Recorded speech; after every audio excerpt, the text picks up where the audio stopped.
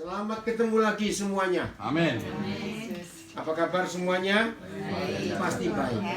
Oke. Mana yang tuan rumah ini kok nggak ada?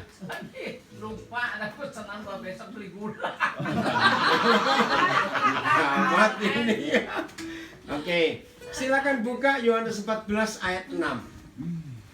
Yohanes 14 ayat yang ke-6. Yang sudah dapat silakan baca. Kita pakai dua bahasa Belanda dan bahasa Inggris, bahasa Indonesia. Yohanes 14 ayat 6. Ya. Demikian firman Tuhan. Kata Yesus kepadanya, Akulah jalan dan kebenaran dan hidup. Ya. Tidak ada seorang pun yang datang kepada Bapa kalau tidak melalui aku. Bahasa Belandanya, ayo. Yang punya bahasa Belanda? Ayo, siapa aja boleh. Ayo cepat bahasa Belanda. Enggak kena terus. 14 ayat 6. Ayo yang Pak bahasa Belanda, cepat. Data yang bisa. Jadi cari Ayo, Lagi dicari. ada Yohanes 14 ayat 6. 14 Ayat 6. ayat 6. Ya. Ik ben de weg, de waarheid en het leven, antwoordde Jezus. Ya. Terus belum selesai. Ik ben de enige weg tot de Vader. Aina kowe. Ya, satu-satunya jalan kepada Bapa. Baik. Saudara, di dunia ini tidak ada orang selain Tuhan Yesus Amin. yang pernah berkata, akulah jalan. Ya, hanya Tuhan Yesus.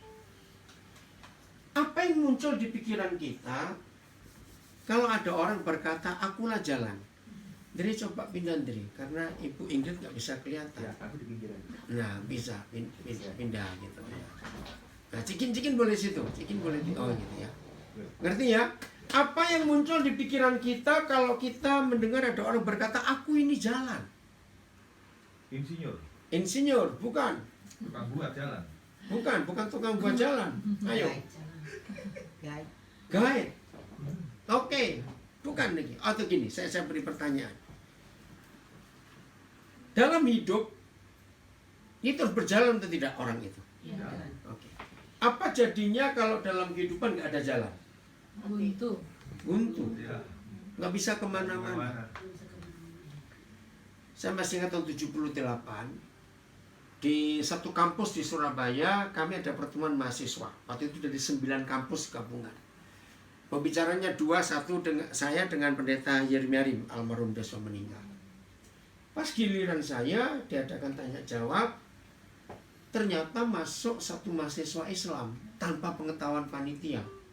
Begitu dia tanya, berdiri, dengan akan diri, dia dari Institut Agama Islam Negeri Surabaya, jadi IAIN. Wah, semuanya kaget. Terus saya tenangkan, tenang nggak apa-apa. Kita bersyukur dong, ada saudara kita bisa masuk ke sini. Nah, terus saya beri kesempatan. Apa pertanyaan saudara? Wah, dia jawab ayat ini, saya kaget. Dia bilang Tuhan Bapa itu Tuhan paling egois. Kok bisa begitu? Karena kalimat terakhir, tidak ada seorang pun yang bisa ke surga kalau nggak lewat aku. Lalu yang lain bagaimana? Ayo. Mendengar kalimat ini, saudara setuju nggak pendapat dia? Saya setuju loh. Loh betul tidak? Egois bener dong. Lalu terus yang lain bagaimana? Oh, dia pakai filsafat ini dan rangkan itu semuanya. Saya kebingungan. Saya sudah senggol Yermiarim, kamu yang jawab. Ya enggak, ini bagianmu. Saya nggak pernah kepikir ada orang yang tanya seperti itu. Tiba-tiba Roh Kudus ngasih saya sebuah hikmah. Begini. Orang buat iklan, tahu iklannya? Ya, reklame. Boleh nggak diatur ini harus diatur gitu? Atau semau dia ngomong apa saja soal itu? Bebas bukan? Untuk menawarkan produksinya itu kan bebas bukan? Mau pakai ini, pakai itu. Nah, maaf ya, seandainya, nah saya tanya juga pada saudara, ada orang punya pabrik sabun, lalu iklannya berbunyi demikian, inilah satu-satunya sabun di dunia, sekali saudara pakai nggak perlu mandi sampai mati. Loh, kira-kira, ya, mau coba atau tidak? Ayo, mau nyoba atau tidak? Nyoba dong. Siapa tahu betul nggak perlu mandi lagi seumur hidup, kan enak dong. Tapi masalahnya berapa waktu kemudian ada pabrik sabun berikut iklannya sama. Berarti ada dua dong. Ya. Milih atau tidak kita? Milih. Milih. Nah, Tuhan beri saya hikmat begitu. Karena tidak ada orang lain di dunia yang pernah berkata, aku ini jalan. Cuma Yesus. Nah, kenapa saudara nggak coba? Kayak sabun tadi. Jadi bukan soal egois atau tidak. Ngerti maksudnya ya? Ya. Saudara, orang hidup tidak tahu jalan. Artinya kesasar. Bukan cuma kesasar, nggak sampai tujuan. GPS-nya mati. GPS-nya mati. Saudara, ini perkara serius. Jadi Tuhan Yesus itu bukan milik orang Kristen saja. Setuju nggak saya ngomong ini? Tidak. Salah kalau kita berkata Tuhan Yesus milik orang Kristen, tidak. Suku bangsa. Semua orang di dunia ini.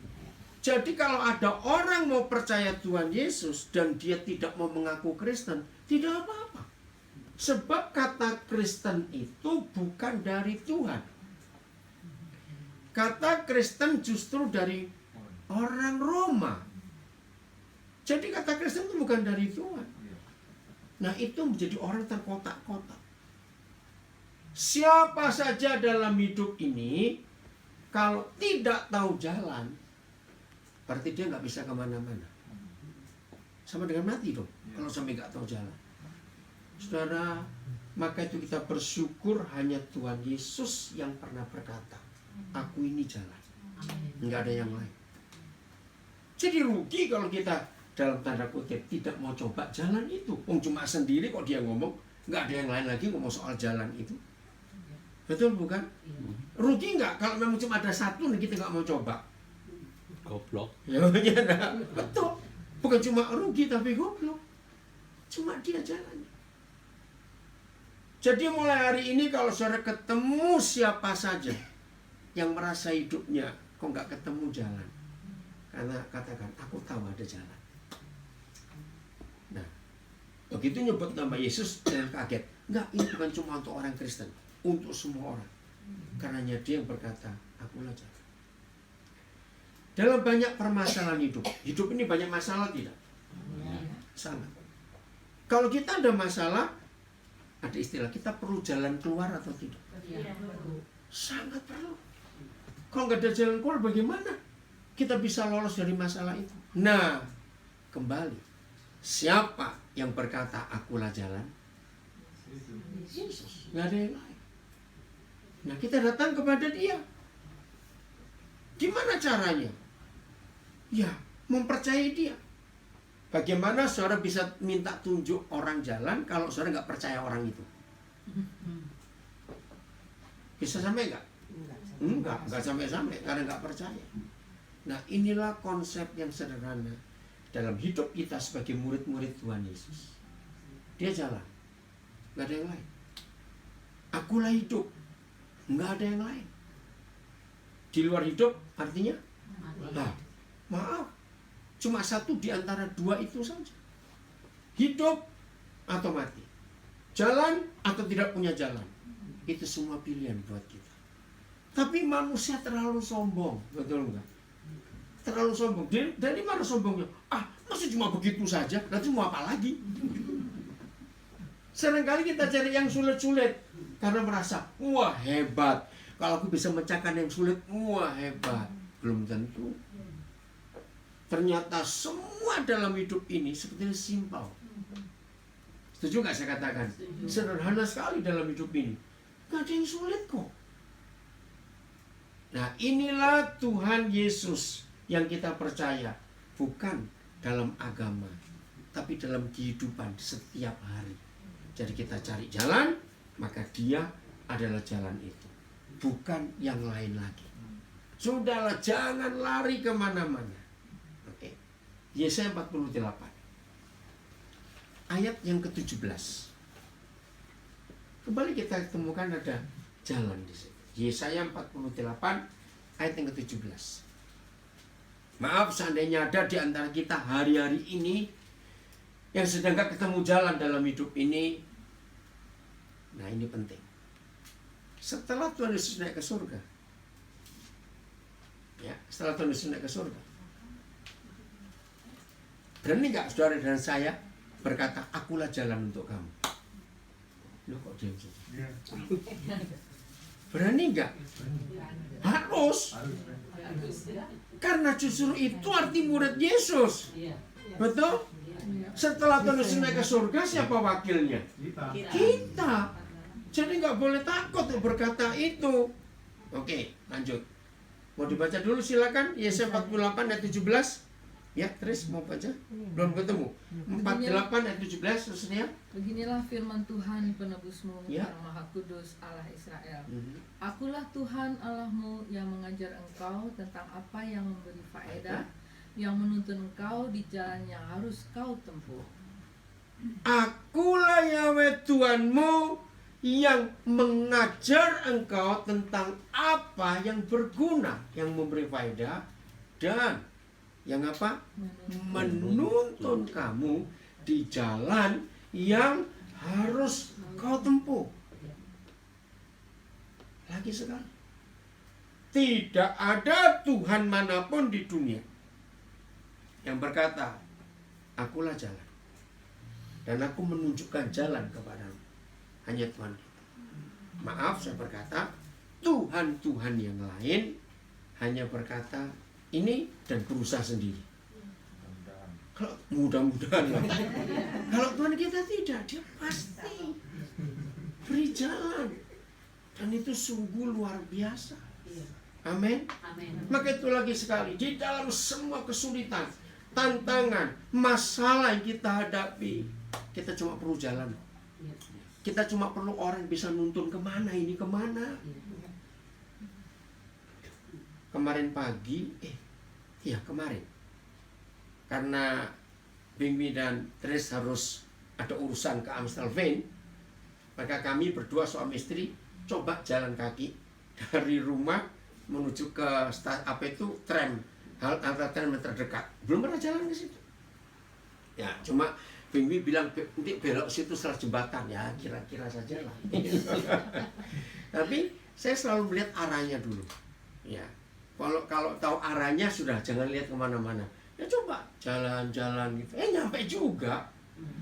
Istri saya ngitung berapa step, plus 3.300 step. Nggak tahu berapa jauh itu. 3.300 step. Enggak lah, nggak sampai 3 kilo. 1,5 kilo ya. Nah, patokannya apa? Saya lihat arah. Nah, saya coba pakai Google Map, nggak tahu kemana, karena nama juga bingung, itu daerah baru sebabnya, jalan baru, jadi udah matiin aja lah, lihat arah aja, pokoknya saya tahu ke sana, tramnya itu, karena dekat Indobohar, ya sudah. Nah, itu pengalaman yang luar biasa buat kami. Kenapa saudara? Ternyata bagaimanapun juga jalan itu penting buat hidup kita, sangat penting. Sekarang kalau Tuhan yang berkata, akulah Yahweh Tuhanmu yang menuntun kamu, berarti dia tahu jalan betulnya.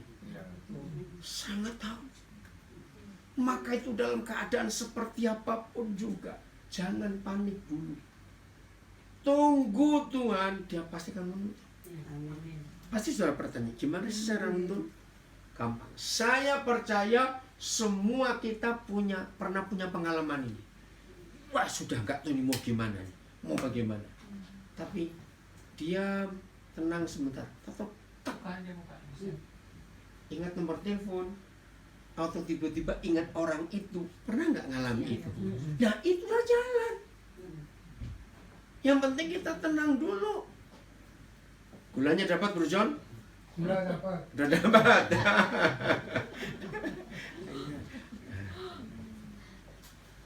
Itu untuk kapan? Untuk hari ini atau untuk besok? Besok. Ya, ngerti ya? Jadi jalan itu penting dalam hidup kita. Nah, kalau kita sudah tahu 2 ayat ini, bahwa Tuhan itu yang adalah jalan dan dia menunjukkan jalan, bakal kesasar nggak hidup ini? Enggak. Sama sekali tidak. Saudara percaya tidak bahwa Alkitab ini GPS hidup kita? Amin. Yang lain, betul? Ya. Percaya tidak, Alkitab ini GPS hidup kita. Iya, saya. Dalam keadaan apapun juga kita cari firman itu. Dia pasti akan tunjukkan jalan. Nah, tapi seringkali kita ini melawan. Betul enggak? Seringkali kita melawan.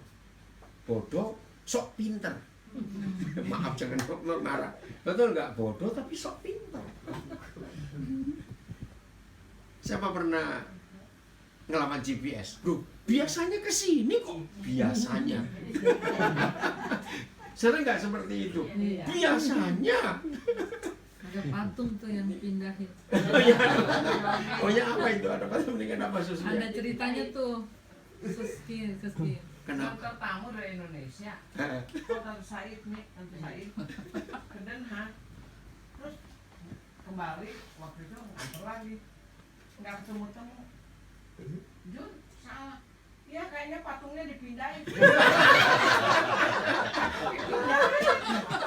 Kayak gitu bisa dipindahin.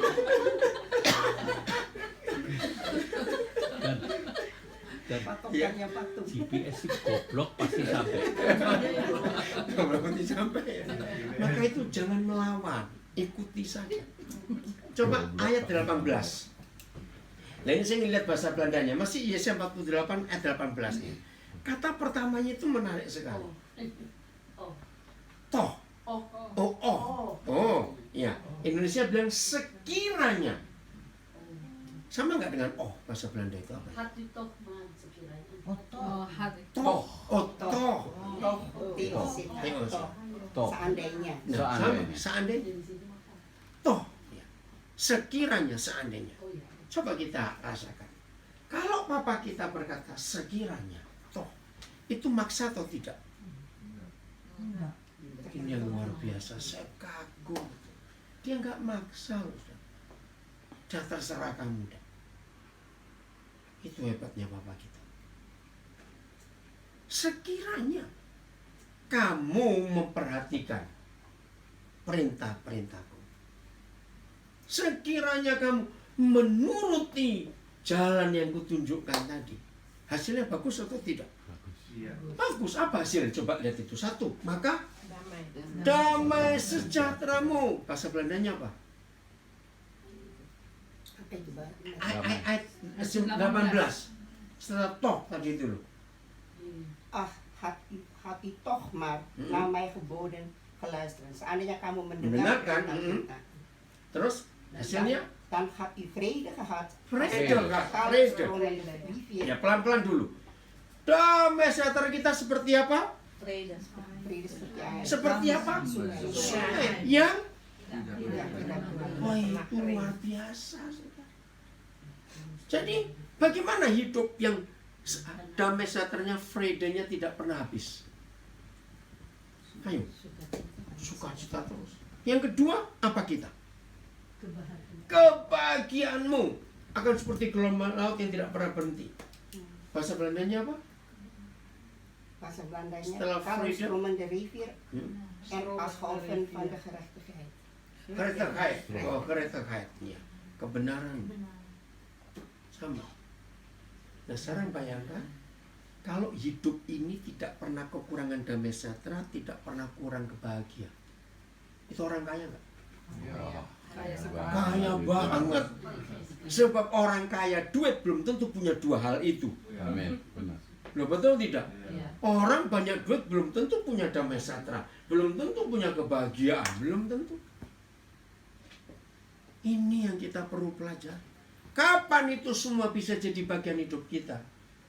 Kalau kita menuruti, sekiranya kamu memperhatikan perintah-perintahku. Nah, sampai di bagian ini saya beri pertanyaan. Kalau gitu dalam hidup ini mungkin nggak ada masalah yang nggak pernah selesai? Kalau kita sudah dengar firman, mungkin nggak dalam hidup ini ada persoalan kita nggak bisa selesai? Tidak mungkin. Sebab selalu ada jalan. Masalahnya mau nurut atau tidak. Sudah gitu saja. Nurut pasti enak. Bahagia. Terus yang lebih hebat lagi. Saudara, kalau kita hidup sesuai dengan jalan yang Tuhan tunjukkan, akulah jalan. Aku menuntun kamu ke jalan yang harus kau tempuh. Seandainya kita melakukan itu, maafkan saya selalu ngomong ini. Lihat kalimat pertama 19. Siapa yang kena akibat pertama kali? Keturunan. Maka keturunanmu. Ini luar biasa. Saya sering mengatakan kepada banyak orang, banyak keluarga, yang disebut kekayaan itu bukan deposito sekian juta euro, emas sekian kilo, surat rumah sekian banyak. Enggak. Yang disebut kekayaan itu cuma satu. Kalau anak-anak kita takut akan Tuhan. Amin. Setuju nggak saya ngomongin? Itu kekayaan yang nggak bisa dibeli dengan apapun juga. Saudara, tidak ada hal, lagi saya minta maaf, tidak ada hal yang lebih melukai hati kita kecuali tentang anak-anak kita. Betul? Nah, itu semua terjadi kalau papa mama dari sejak muda hidup takut akan Tuhan, mengikuti jalan itu, maka keturunanmu akan seperti apa? Pasir banyaknya. Maksudnya punya anak 2-3 kurang, tambah lagi. Enggak pasir kok katanya anaknya. Oke. Terus apalagi anak cucumu seperti kersik. Kersik itu anaknya pasir. Yang lebih kecil lagi dari pasir. Bahasa Belanda coba. Matius ya. Bukan, Yesaya 48 ayat 19. 19. De volgende. Dan Ja. was u even talrijk geworden als de zand langs de zeeën van de wereld. En veel om te tellen, dat was uw vernietiging niet nodig geweest. Sama. 9-nya. Ja, Nama-nama mereka tidak akan gehancurkan. dilenyapkan. Anak cucu kita semua akan jadi orang-orang hebat. Itu gara-gara papa mama yang selalu ngikuti jalan Tuhan. Anak-anak cucu kita akan jadi orang-orang hebat. Dan nama mereka janji Tuhan nggak akan dihapus, nggak akan dibuang. Nah, itu yang disebut kekayaan yang sesungguhnya. Nggak ada yang lain. Maka itu ayo mulai hari ini, ya, nggak ada yang terlambat. Bagi Tuhan nggak ada yang terlambat. Amin. Semuanya akan jadi baik kalau kita selalu mengikuti jalan Tuhan, ikuti aturannya, ikuti semua hukumannya. Udah pasti enak kalau semuanya begitu. Hidup ini akan sungguh-sungguh luar biasa. Mau berubah mulai hari ini? Amin. Nah, sekarang setelah kita tahu firman ini, ayo kita jadi berkat buat orang lain. Amen. Yaitu jadi jalan lagi buat orang lain. Seperti contoh, doa Bapa kami. Ya, masih ingat ya doa Bapa kami? Masih. Ya. Permintaan yang pertama apa? Berikanlah kepada kami makan kami yang secukupnya. Dijawab nggak doa itu oleh Tuhan? Tidak. Tidak. Loh, dengarkan dulu. Loh, kok tidak? Minta secukupnya. Apa kata secukupnya? Tidak akan cukup. Nggak akan cukup. Oke, bukan itu kata. Ayo, bahasa Belanda sama, ada kata secukupnya. Bahasa Belanda Geef ons dagelijks onze dagelijks brood. daker, ya harian ya. Nah, sama. Oke. Nah, secukupnya. Kenapa saya berkata itu doa nggak pernah dijawab? Sebab Papa memberinya lebih.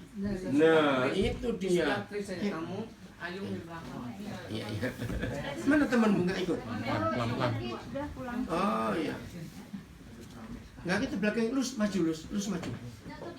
Nggak maju lagi, nggak. Nah, situ. Nah, si Eng maju, si Ingrid maju. Yong, jangan sembunyi. Itu tuh belakangnya si Luis. Nah, sudah. Nggak apa-apa di situ. Maju lagi cukup, lus. Awas hati-hati telepon. Awas. Yong, ada Jen, ada rekaman di belakangmu. Awas hati-hati jatuh. Enggak, bukan kena kepala. Takutnya bukan. Jatuh. Kita Saya ulangi lagi, ini penting sekali. Jadi doa Bapa kami, berikanlah kepada kami makan kami secukupnya. Artinya pas, cukup. Ternyata Papa memberinya enggak lebih.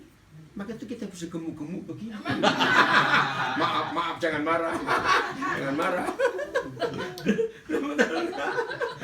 Masa kalau pas begini nggak mungkin, nah pas bagaimana?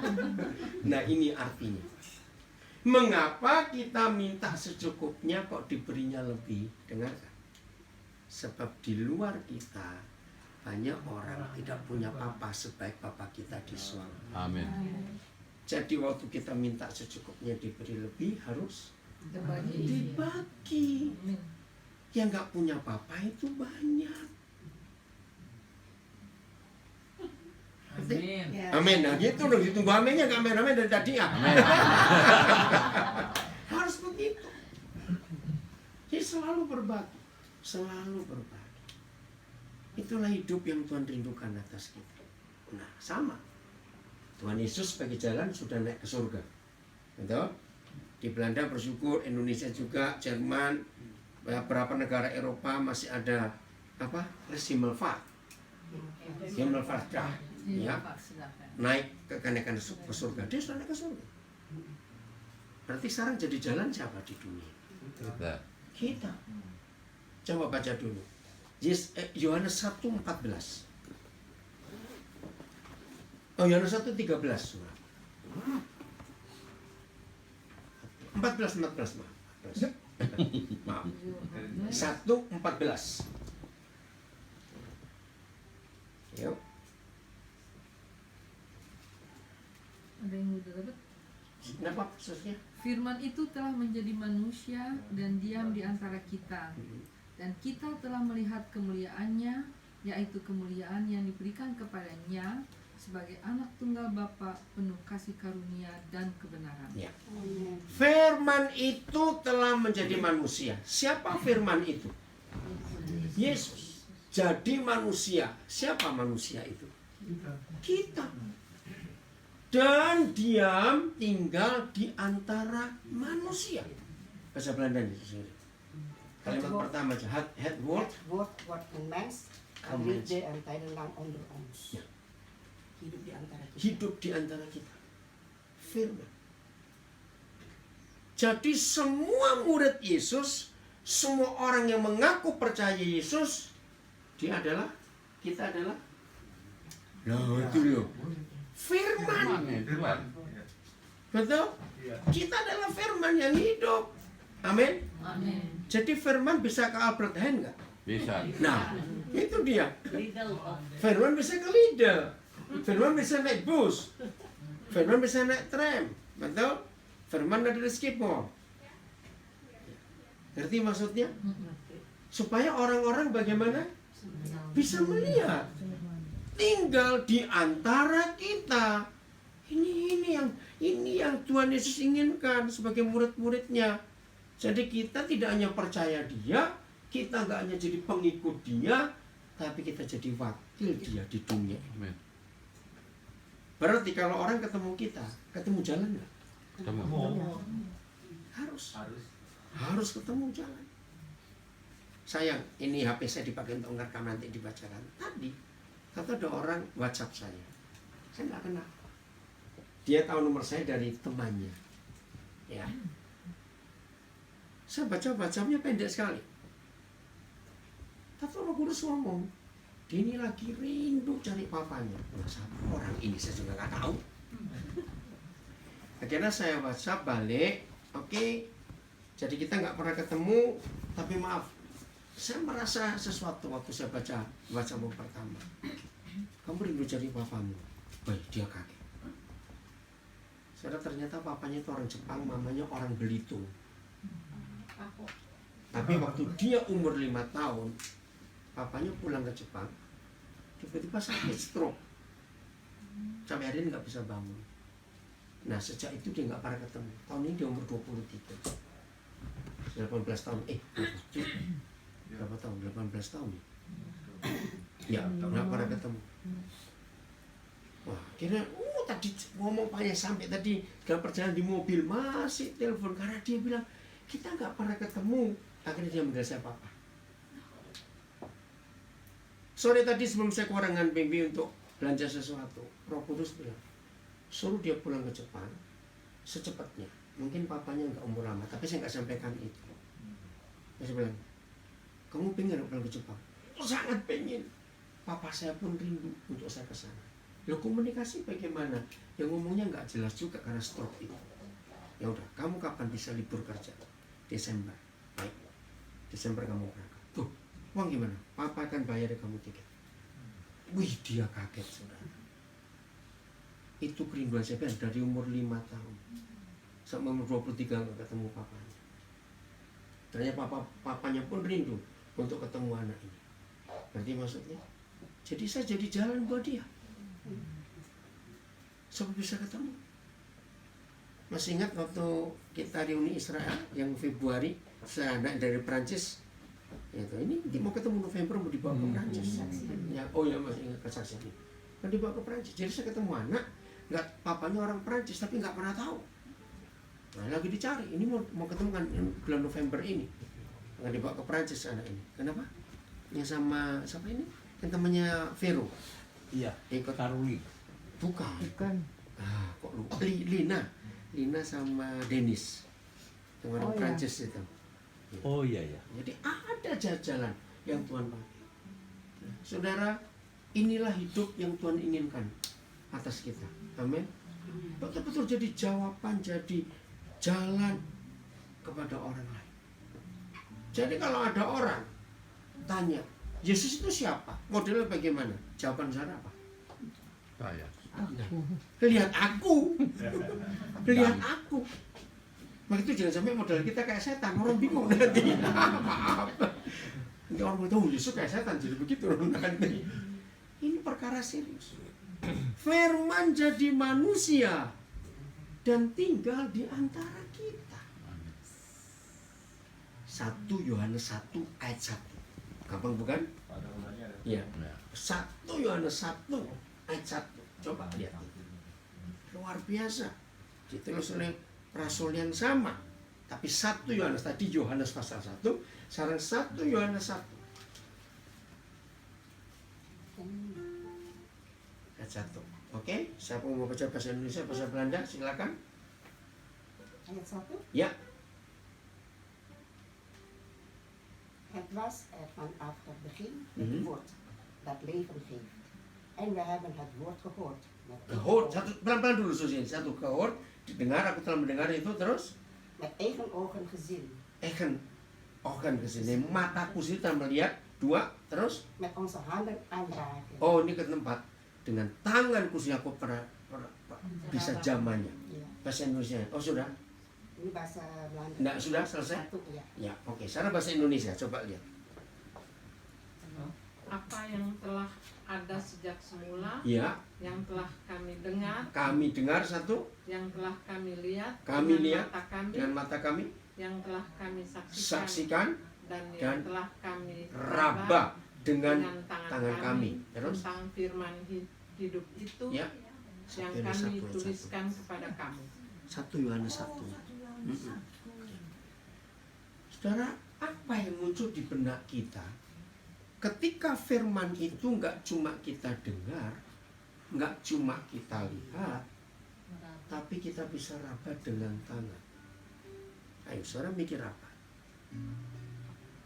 Firman itu di mana, saudara? Secara fakta di surga, bukan? Iya. Sebab Tuhan Yesus sudah naik ke surga. Tapi siapa yang masih tinggal di dunia? Kita. Kita, gerejanya, murid-muridnya ini. Berarti kalau ada orang ingin tahu rasanya firman, maka maaf saya berkata, dia harus melihat siapa? Kita. Melihat kita. Maka itu jangan puas hanya jadi Kristen. Maaf saya berkata, yang rajin ke gereja, rajin sembahyang, rajin baca Alkitab. Tapi orang gak bisa melihat firman itu, Yesus itu yang ada di dalam hidup kita.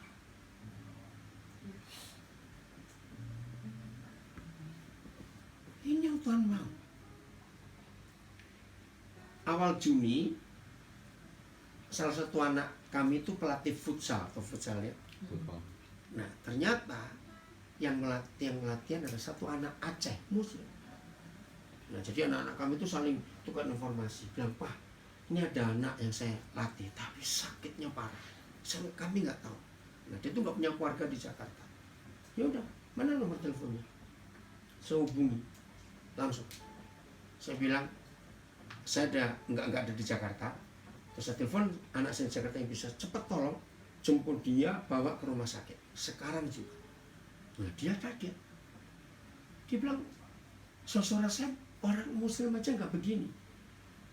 Dia tanya ke saya, bapak belum kenal saya. Sebenarnya masalah sakit nggak perlu kenal atau tidak kenal. Terus cepat diurus dulu, saya bilang begitu. Ya tapi gimana, nggak apa-apa, nanti ada yang datang. Akhirnya, anak-anak saya pada gabungan semua cepat ngurus. Ternyata sakitnya parah sekali. Ada virus di paru-parunya, lambungnya bermasalah, levernya bengkak. Karena makan nggak teratur, kerja berat.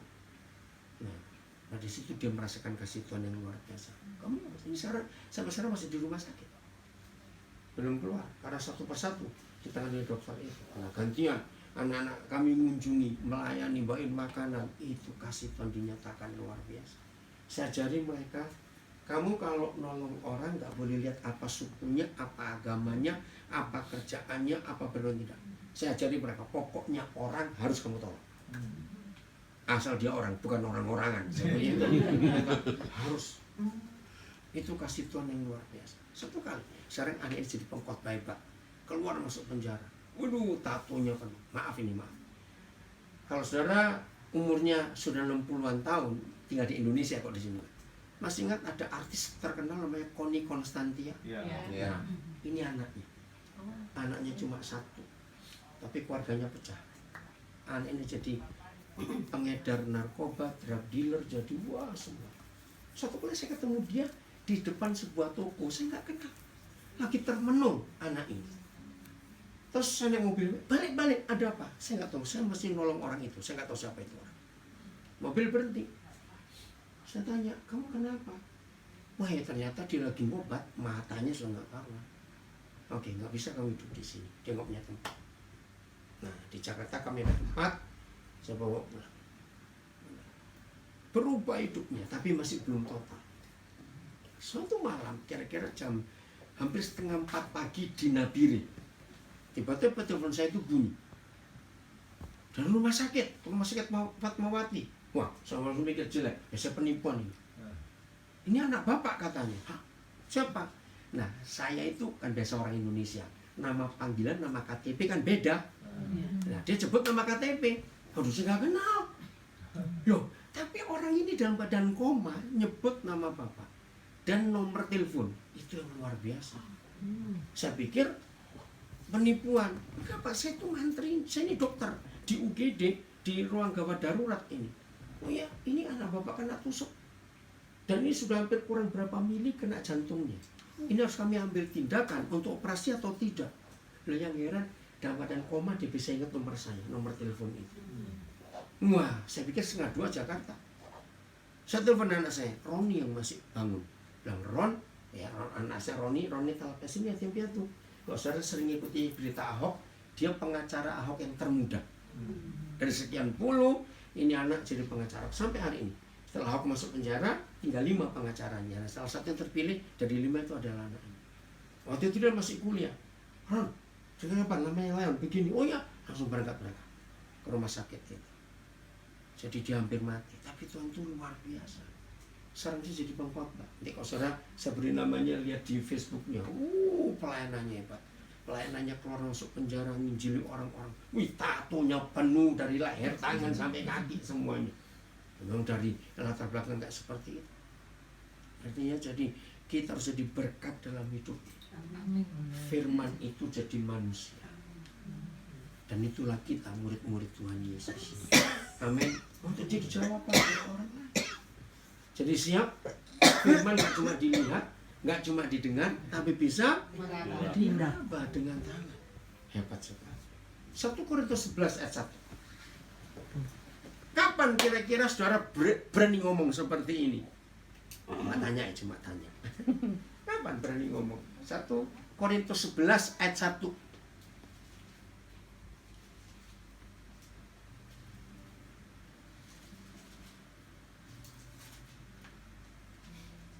1 Korintus 11:1, sudah? Silakan. Jadilah pengikutku Ya. sama seperti aku juga menjadi pengikut Kristus. Jadi Paulus mewakili siapa? Kristus. Tuhan Yesus. Jadi kalau ada orang tanya pada Paulus, Yesus itu bagaimana? Jawaban Paulus? Ini pribadi Iya, itu. yang pegang lihat aku. Bahasa Belandanya sini. Volk mij voorbeeld. Volk mij voorbeeld. Ya, contoh ya, terus. Zoals ik het voorbeeld van Christus ben. Wah, ini lebih jelas. Karena aku ini duplikatnya Kristus. Beda ya. Aku ini duplikatnya. Voorbeeld van Kristus. Voorbeeld, ya. Nah, pertanyaan saya, kira-kira kapan saudara berani ngomong seperti ini? Sekarang. Sekarang harus, iya dong. Harus. Sekarang. Iya, harus. Supaya semua orang tahu siapa jalan itu. Bagaimana kita jadi contoh dalam hidupnya. Yohanes 20 ayat 23. Yohanes 20 ayat 23. Saya ulangi lagi, dari semua. Menyembuhkan orang sakit, menghibur orang susah, melepaskan orang semuanya. Tapi ini yang paling penting. Yohanes 20 ayat 23. Silakan dibaca. Ayat yang terakhir ini. Wie zijn jullie zijn zonder vergeven? Zonder vergeven. Is ervan verlost. Oh, bebas orang itu ya. Terus. Maar wie jullie het aanrekenen, moet zijn zonde dragen. Udah, bahasa Indonesianya? Ya. Jikalau kamu mengampuni dosa orang, dosanya diampuni.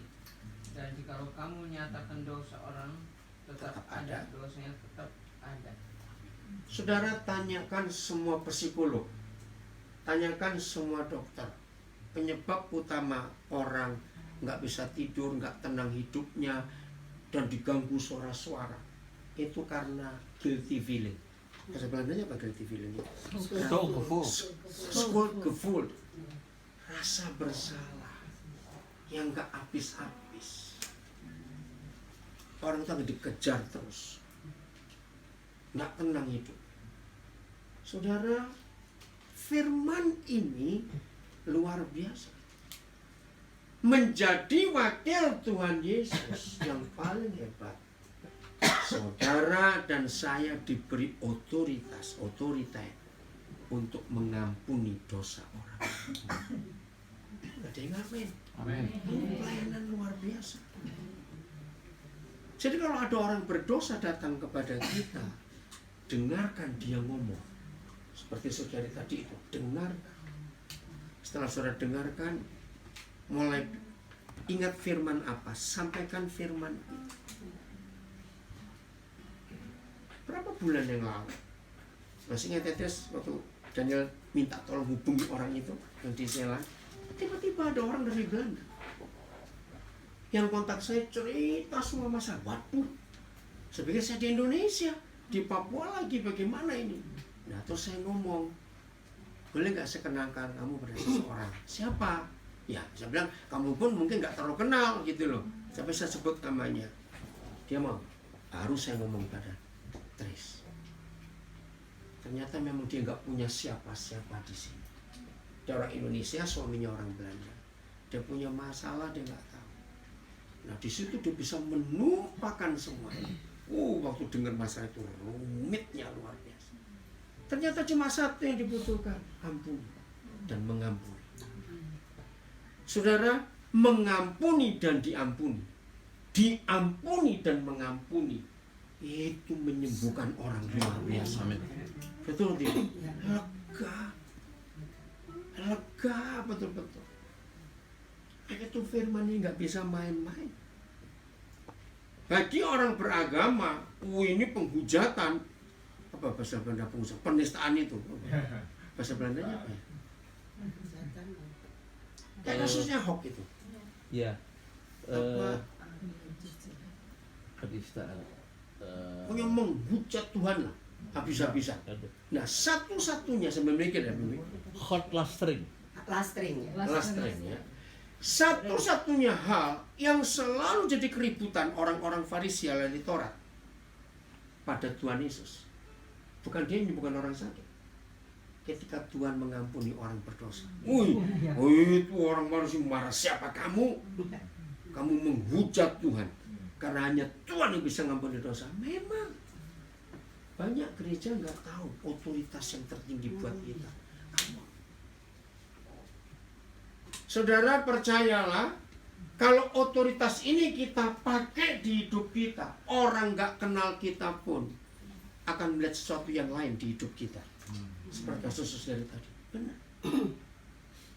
Ternyata otoritas mengampuni dosa orang itu seperti magnet. Nah, besi-besinya itu orang-orang berdosa itu. Ngerti nggak maksud saya? Kalau ada magnet, ada besi terus nempel. Nah, orang berdosa kalau ketemu kita, ketemu murid Yesus, pasti langsung nempel. Karena itu yang dicari. Aku butuh pengampunan. Ini hal yang luar biasa. Ampuni dosa orang, maka dosanya diampuni. Yang kedua banyak. Tapi kalau kamu menyatakan dosa orang tetap ada, dosanya kan tetap ada. Nah, ini yang sering kita pakai. Dan berkata, dasar lu. Ngerti nggak kata dasar itu apa? Ya begitu sudah, kita stempel dia. Memang kamu begitu. Ini jadi rusak. Nah, kalau gitu menurut firman ini, di dunia banyak dosa itu gara-gara siapa? Kita ini yang punya otoritas untuk mengampuni, tapi tidak kita pakai. Tapi kita pakai sebaliknya, menyatakan dosa orang tetap ada. Ngeri sekali. Jadi kekristenan kita lagi sekali nggak cukup hanya ke gereja, nggak cukup. Tapi harus jadi berkat buat banyak orang dimanapun kita ini berada, mengampuni dosa orang. Wih, hebat sekali. Yakobus 5:16. Yakobus 5:16. Ini yang dicari oleh dunia sekarang ini. Yang bawa Alkitab sebagai buku, kalau disuruh buka Yakobus 5:16 pasti kalimat yang B dicoretin. Doa orang yang benar. Itu tidak bila dengan yakin didoakan besar kuasanya. Nggak boleh. Kita nggak bisa jadi orang benar kalau nggak baca seluruh ayat itu. Kapan kita jadi benar? Lihat ini. Benar? Silakan baca. Karena itu hendaklah kamu saling mengaku dosamu. Nah, lihat, saling mengaku dosamu. Dan saling mendoakan supaya kamu sembuh. Amin. Nah, kalau saya pakai kata sembuh, kalimat berikut, maka doa orang yang sembuh itu besar kuasanya bila dengan sungguh-sungguh didoakan. Kalau saudara mau pakai kata orang benar, kan? Hendaklah kamu saling mengaku dosamu dan saling mendoakan supaya kamu benar. Setelah kita benar, doa kita berkuasa. Nah, untuk menjadi benar ternyata cuma sederhana. Hendaklah kamu saling mengaku dosa. Nah, ini masalah. Ayo, lebih gampang ngaku dosa ke Tuhan atau ke teman? Ayo, coba jawab. Lebih gampang ngaku dosa ke teman atau ke Tuhan? Kenapa? Nggak ketahuan. Itu masalahnya, nggak ketahuan. Kalau saya ngomong gitu, Tuhan nggak pernah mulutnya bocor. Mulut kita ini ember. Maaf. Betul? Padahal ini kesembuhan. Saudara, psikolog itu hebatnya bukan karena dia sekolah, tapi dia mau jadi tempat sampah. Nanti nggak kata ini. Dengar orang ngomong, hal itu sembuh, saudara. Kok bisa didengerin cerita? Itu pengakuan dosa yang luar biasa. Jadi saudara percaya mulai hari ini bahwa kita punya otoritas yang luar biasa. Mengampuni dosa orang. Jadi kalau ada orang cerita ngaku dosa, hendaklah kamu sering ngaku dosa, kita nggak boleh bocor mulut. Harus diam, simpan. Biar Tuhan yang tahu dengan orang itu. Dan kita jadi mediatornya. Baru kita akan sembuh, akan benar. Hebat bukan? Nah, kalau begitu semua kita ini psikolog nggak? Iya. Belum jawab belum. Setelah tahu ayat ini kita ini psikolog nggak? Yes. Psikolog. Pukul bambu. Bukan pukul, lain lagi begitu. Saudara, hebat sekali. Maka itu saya ulangi.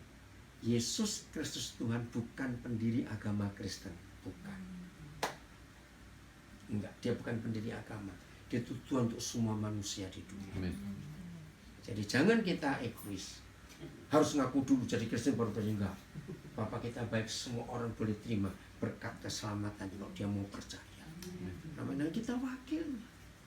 Siap jadi berkat mulai hari ini? Amin. Jadi jalan? Loh, halo? Amin. Mikir nggak aminnya? Amin. Jalan itu fungsinya diapain? Bukan. Bukan. Langkah. Diinjek.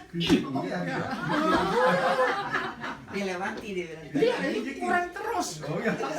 Lu diinjek, siap nggak diinjek? Ayo, halo. Injek demi nama Tuhan. Maka itu jarang orang mau karena diinjek. Nah kalau jalan nggak diinjek berarti dilompati. Ngapain jalan? Lompat. Ini yang kita harus tahu, hebat sekali. Yesus itu diinjek-injek. Ahok itu jalan. Amin. Dia diinjek-injek. Nggak apa-apa. Kita akan lihat kemuliaan Tuhan. Amin. Ya, kalau nggak ada Ahok, nggak ada loh. Pejabat Indonesia berani bongkar bajingan-bajingan kayak begitu, maling-maling begitu. Dia orang pertama. Itulah jalan. Dan itulah risikonya jalan, diinjek-injek. Ya memang jalan harus diinjek. Kalau nggak mau diinjek jadi tangga dong, berdiri. Betul nggak jadi tangga. Amin. Yesus diinjek-injek nggak? Diludahi juga, diapakan. Nah, maka itu dipukul semua. Itulah kita. Siap? Ya kita belum apa-apa, betul. Belum apa-apa. Oke? Nggak nyesel jadi murid Yesus. Amin. Hebat. Karena Tuhan kita hebat. Dengan cara seperti ini banyak orang tertarik percaya Tuhan Yesus nggak? Iya. Karena nggak bicara agama kok, bicara fakta kehidupan sehari-hari. Kita jadi korban buat orang lain, orang cerita. Itu menyenangkan sekali. Maka itu musuhnya cuma satu, lawannya cuma satu, penghalangnya cuma satu. Kita nggak bisa jadi jalan, kita nggak jadi firman hidup, yaitu pelit dan egois. Catat. Apa dan apa penghalangnya? Pelit dan egois. Ya sudah. Pada orang pelit, pada orang egois, Tuhan nggak bisa ngajak kerjasama. Susah. Betul? Oke. Orang kayak gitu cuma bisa kerja dengan dirinya sendiri, nggak bisa dengan orang lain. Tuhan memberkati kita semuanya. Dunia akan kita berkati.